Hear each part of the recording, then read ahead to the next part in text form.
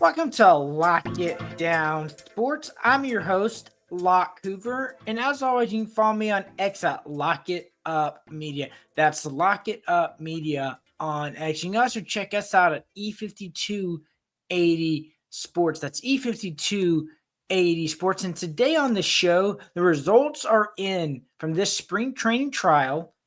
NIL problems continue. A fast food chain's new product.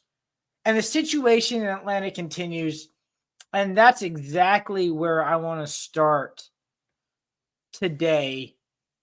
And I think you know what I'm talking about. That's the Kirk Cousin situation.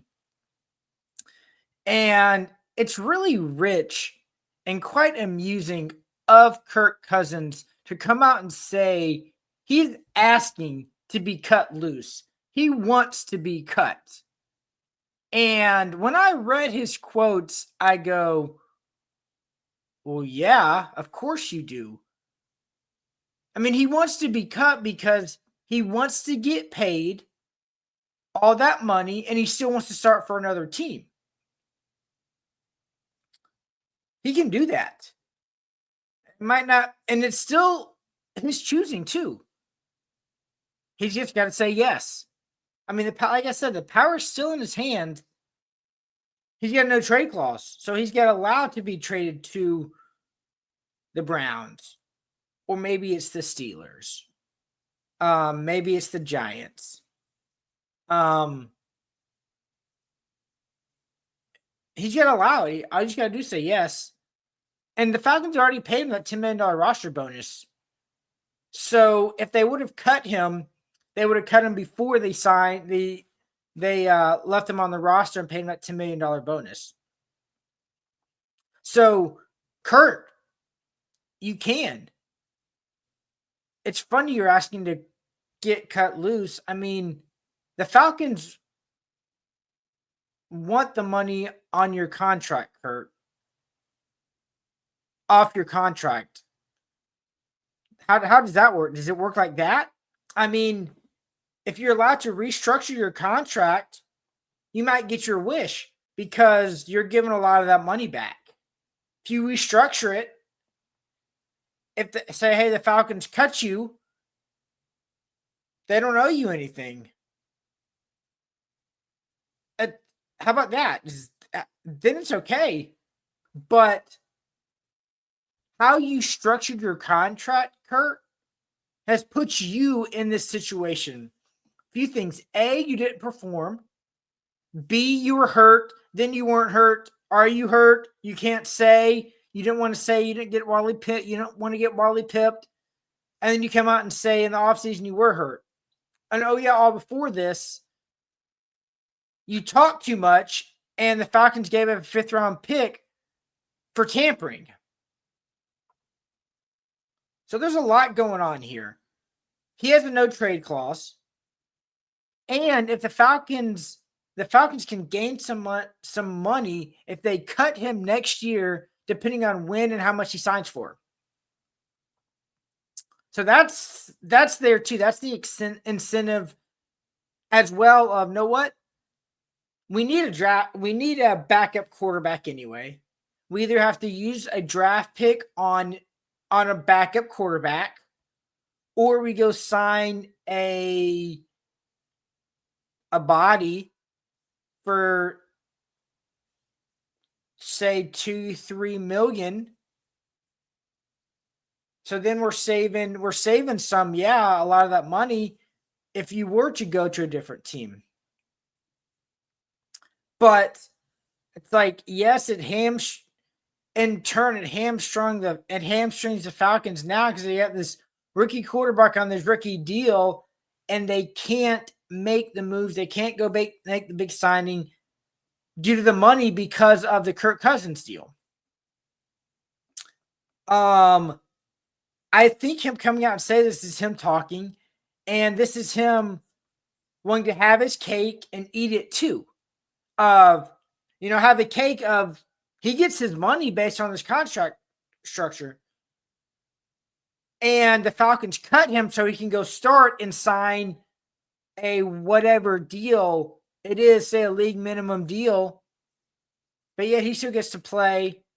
He still gets some money. Still gets some money from the Falcons and gets to be a starting quarterback. It's still in your hands, Kirk Cousins. And yeah, there was some rumors swirling around there that you want to get a deal done before the draft happens because you don't want the same thing to happen to another team in that happened in Atlanta. Well, once again, you ultimately hold all the cards. They're in your hands. You've got to say yes. You've got to say no to do what you want. You're the vet here. You signed the contract. You structured your contract this way. Well done for getting your money. But I don't think you factored in that you were going to suck last year and then get injured. Or maybe you weren't injured, or maybe you were. Which one is it? And lose your job. Of course, that didn't come into the equation, but here we are. Still your choice to do whatever you want if you choose. If you don't choose, you'll have to be the backup quarterback with a chance to start. And that's where we're at. And the ball's in your court. Now, speaking of balls in the court, I think it's in MLB's court now to figure out what they want to do. You've had 2 rounds, I want to say, of data on this automatic strike zone from spring training and then all of last year in AAA. I've said this before. I think I've said the podcast or 2 previous. You have the technology to get it right. Get the calls right. Why not use it? It only added 13.8 seconds to the time of the game, and more than half the calls were changed. So 52.2% of the calls were overturned in spring training in 288 games. 50.6 were overturned in AAA in 740 games last year. 4.1 challenges per game were used in spring training compared to 3.9 per game in AAA. Now, with the 2025 season in AAA doing this, ABS is going to have about 3 years of essential data to work with. I can honestly see them testing it one more year in AAA. Excuse me, in spring training, but this year but next year say, you know what, teams, we're going to try this one more year, and you get 3 challenges a game to use to see if this actually works as a system. 3 challenges a game. You only use them in the first inning, so be it. If you don't wait to use them through all 9 innings, that big play, that big call, okay, that's fine too. But that gives you 3 years of data, and ABS can be a game changer for baseball games with it being implemented, especially with being ahead and behind the count of ABs. So, for an example, if a batter's ahead of a count, so it's 1-0, 2-0, 2-1, etc., their batting average is around 313. Even counts, 285. Behind in counts, averages 218. To me, that's a big deal. That is a huge swing and a huge difference in a ball game and an at bat, because we've seen many times an at bat can change a game. A count can change a game. I know it sounds crazy, but that's like the small little differences that can make a ball game different. It's okay. 1-2, or you hit that sharp slider down the way in the dirt, they swing and miss. Okay, or it's 2-1. You're trying to snap that hard slider, that curveball a little bit harder to get that 2-2 count. You hang it. What happens? Bam. Homer. RBI double, splits the gap. Little things like that can make a big difference a pitch, a count. Those small details can really affect a game, and it's a big deal. It should without a doubt be implemented, and we've got the data now from basically, I'm going to say 2 seasons, or you want to go a season and a half, whatever.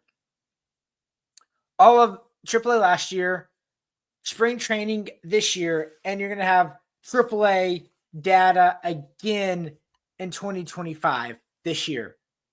It's there, it's coming, and I think it's going to be a good thing. Something I don't think it's good, and we're continuing to see this as it's gotten out there. Nico, quarterback for Tennessee's sneaking a new NIL deal. And you go, wait, what? I saw this tonight, and I about did a double take. Like, is this Joker for real? A starting quarterback in the SEC, they only played 1 year. 1 year. And he was okay. He's getting better. Okay, solid. Getting better. Is already about to get paid for a third time. A third time. He's going into his redshirt junior year. Redshirt sophomore year. First year redshirted as a redshirt freshman. Started as a redshirt sophomore. So this is his third year in college. Or next year's going to be his third year of college as a redshirt. Are you getting paid up a third time? And he was one of the first ones in the NIL high school era to make big time money to see where this was going. He signed a 3-year, $8 million deal out of high school, mind you, hadn't even played it down yet. So we got around $2 million a month for his first 3 years of the deal. And he got some money up front immediately, and then $2 million his next 3 years. And give or take, around there. He hadn't even completed his third year yet. Has not fulfilled his deal, and now he's renegotiating again. There's so much wrong with this. I mean, it's unreal. It's like a pro player who wants to re-up the last year of his contract. Look, I'm putting up eye-popping numbers. Re-up me. I'm about to hit free agency. Or a manager not like being a lame duck manager on the last year of his deal. I so wish you could restructure these deals in an incentive based, or even the initial deal is an incentive based. Team wins. Your record as a quarterback. It's not a thing, but it is a thing. It's Peyton Manning's record as a starter is blah blah blah. Tom Brady's record is a blah blah blah. Eli Manning, Matt Ryan, blah blah blah. That's their record. It is. It's also the team record. They go hand in hand, but it's all tied to the quarterback. Here we are. It's pro football in college now. It's been that way ever since NIL. That should be an incentive based. Then other incentives, your easy ones, your passing yards, your rushing yards, your total touchdowns, etc. NFL based contracts.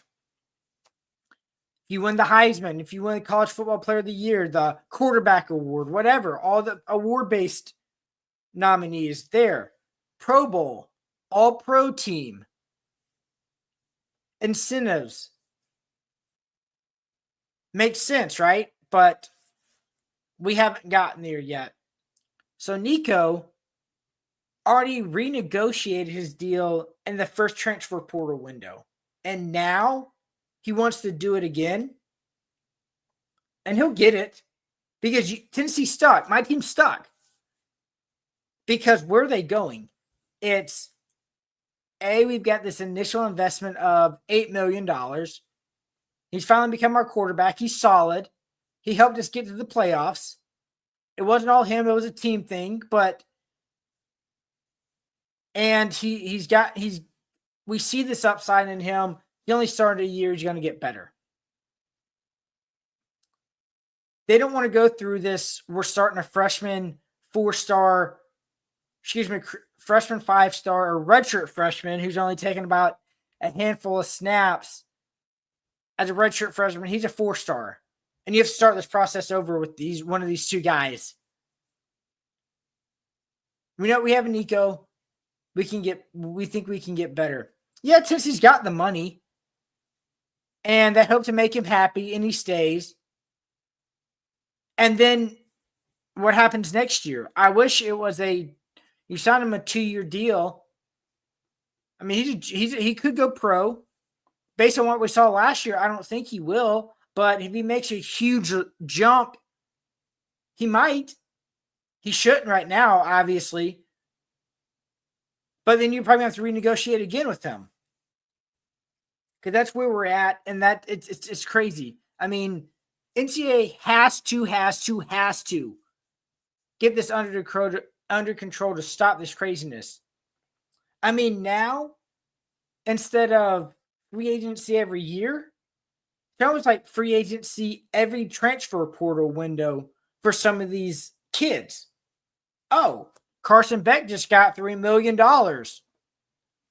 I had a better year, or I think I'm better than Carson Beck. Oh, and he left Georgia, went to Miami.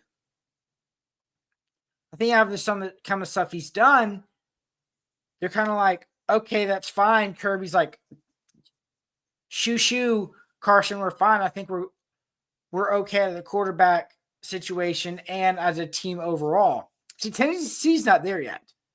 They're not there where, okay, Nico, they can you can go. That's fine. We're good as a team and where we're at.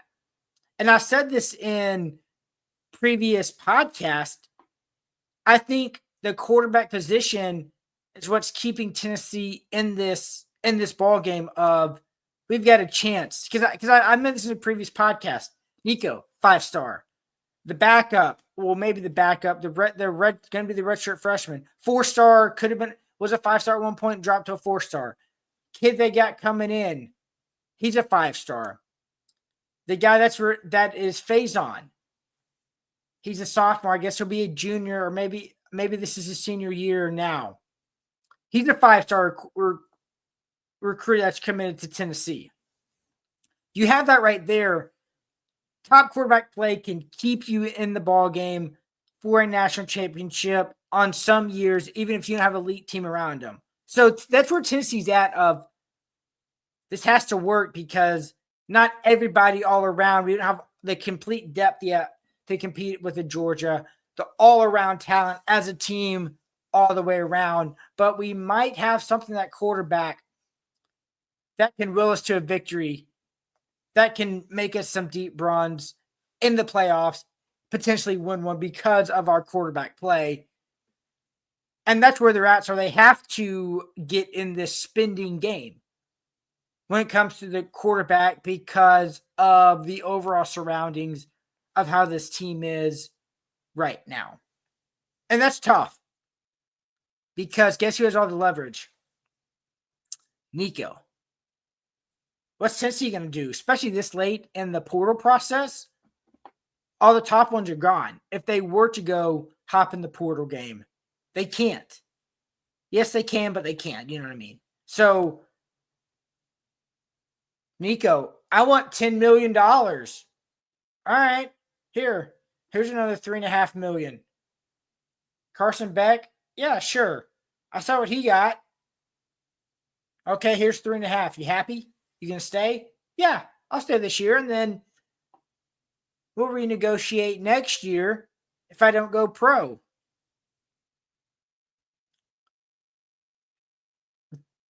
That's it. That's where we're at, and it's a tough, tricky, sticky situation, but that's the way college football and the NIL is built and structured right now, and that's a major problem if you ask me. Now, this is something very interesting. I kind of laughed when I saw this. I don't know if you've seen this, what KFC is doing. A new product. No, not a food product. It's a toothpaste product. That's right. They've developed a toothpaste and it is said to be inspired by all 11 of their herbs and spices. So it's sold out. It already sold out this week. Sold out. It sold for $13 a tube. And I was like, huh. First, I don't think I'd be getting this product. First off, nothing against them. I'm not the biggest fan of KFC. It's okay, but not the biggest fan. So it's like, eh. Secondly, when I brush my teeth, I want this like fresh, clean, refreshing smell, not the smell of herbs and spices and fried chicken. Plus, when you brush your teeth, or maybe this is just me, I want that fresh breath as well. That fresh smell where you're like, ooh, a nice fresh smell with the breath as well. You know, you want that freshness, obviously.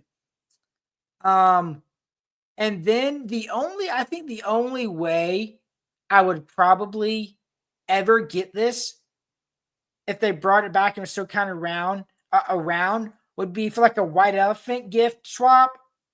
Or if I were to grab that in the swap, I'd be like, well, this isn't the most worthless thing I have, because you know how some of those white elephants can be. You can get pretty worthless, and you're like, what am I going to do with this? But I wouldn't buy it, but I would use the product if it was given to me in any capacity. As always, you follow me on X at Lock It Up Media. That's Lock It Up Media on X. You can also check us out at E5280 Sports. That's E5280 Sports. I'm Locke Hoover. You've been listening to Lock It Down Sports. Talk to you next week.